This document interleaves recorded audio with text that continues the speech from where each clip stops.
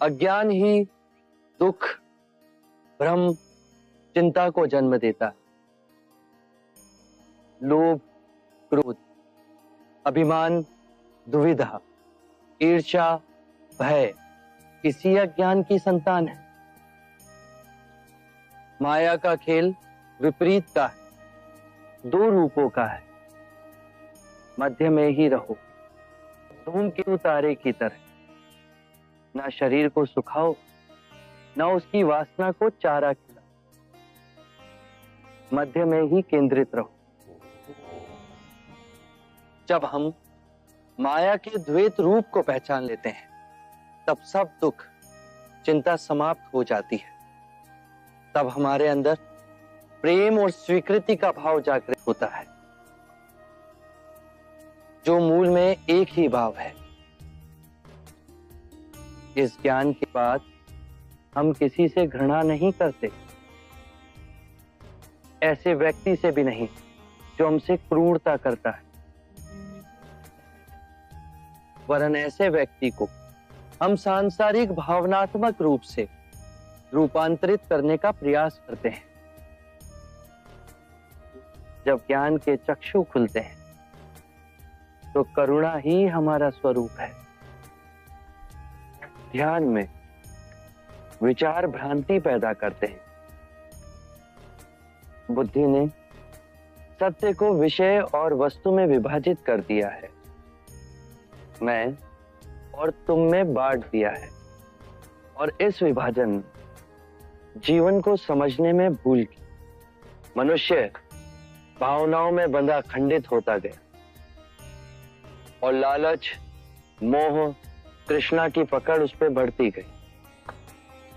जन्म से वृद्धावस्था के चक्र, बीमारी और मृत्यु का भय उसके मन के चारों ओर बनी दीवार को और प्रबल करते गए।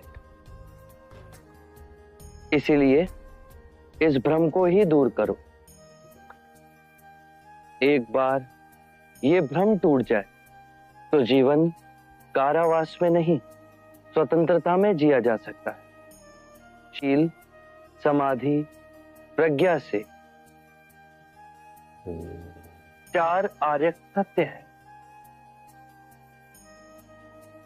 1, जब तक सृष्टि रहेगी, दुख मनुष्य के साथ छाया बनकर चलेगा। 2, इस दुख के कारण है किसी वस्तु को स्वयं से पकड़ के रखना। जो वस्तु क्षणभंगुर है, तो मार्ग क्या हो?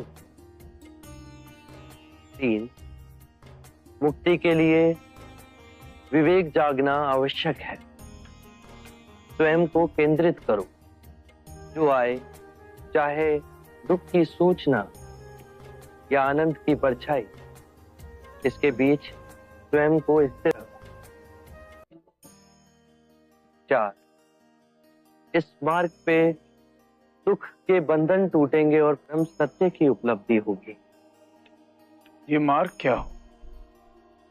यह अष्टांग मार्ग है।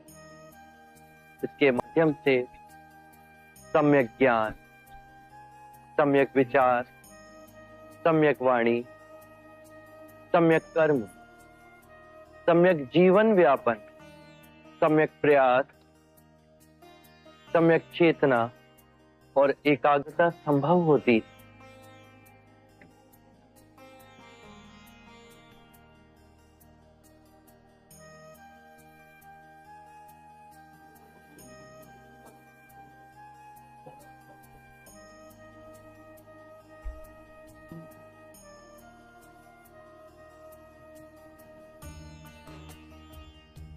मैं बुद्ध हूं।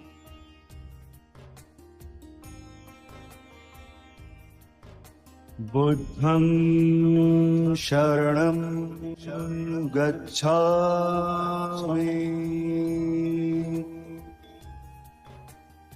मैं स्वयं धर्म हूं। धम्मं शरणं गच्छामि।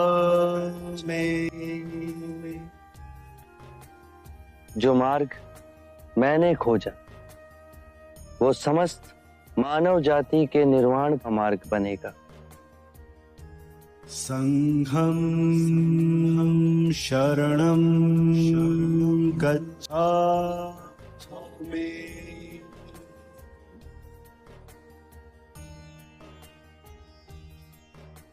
बुद्धं शरणं गच्छामि, धम्मं शरणं गच्छामि, संघं शरणं